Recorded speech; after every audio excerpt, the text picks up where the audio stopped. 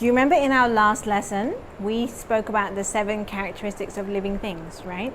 We said all living things move, respire, need nutrition, excretion, reproduction, growth, and sensitivity, right? And we said that some of the things that Allah created in this universe are living, and we said some of them are non-living. And all the living things that Allah created, they share these 7 characteristics, right? Well, today I want to do another lesson with you about living and non-living. Look what I brought with me on this mat. Harith, can you tell me what this is?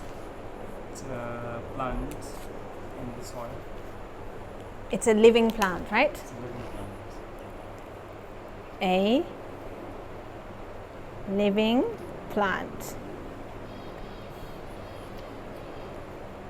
Can you see? It's green. It's beautiful. Can you see?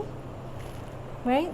We have to water it to keep it alive and give it fertilizer so it can grow.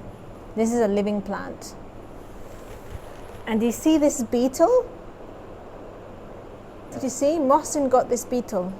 It was crawling around and we got this beetle to put it here. So can you tell me what this is? It's a living bug. It's a living bug.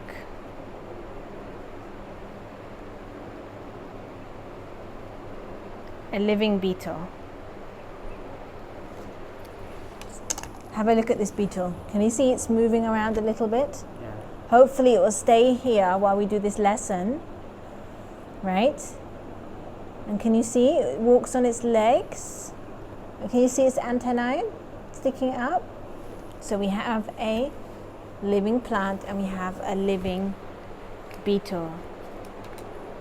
So these things that we have here are all living. Remember we said that if something is living, Allah chose to give it life, right? And if something is non-living, then Allah chose not to give it life. But did you know that living things, they don't last forever? All living things, one day, they will come to an end. One day, all living things will die. Look what I have over here. What is this? It's a dead flower. Yes, it's a dead flower. It's a dead plant. This is a dead plant. And look what I have over here. What is that? It's a bug. Yes, it's a dead insect.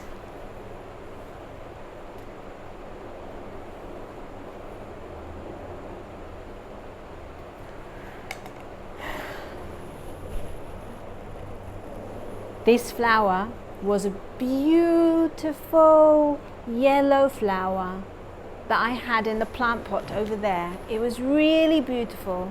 It was living. Allah gave it life. But then Allah decided that it was time to take away its life. When Allah took away the life from this beautiful flower, it became dead. Allah took its life, and now this is a dead flower. It's a dead plant. One day, this insect was alive. It was crawling around. It was searching for its food. It was avoiding predators. But like all things that Allah created, living things don't last forever. So when the time was right, Allah took its life. And this living insect died. And somebody found it and they wanted to preserve it so that we can use it for a lesson. And that's why they put it in this acrylic, so that we can have a look at it and admire it. But it's not alive. It's not moving. It doesn't grow. It's not reproducing. It's dead. These two things that we have here, the plant and the beetle, they are living. This flower and this insect, they were once living, but now they have died. It is only Allah who can choose to give life to something, and only Allah can choose to take life from something. All living things will one day come to an end. Allah is the one who gives life. Allah is the one who takes life. Allah is the ever-living who never dies. In His hands are all good, and He is capable of everything. Only Allah is the everlasting living thing. Everything else that's living will one day come to its end. So this is our lesson on living and once living.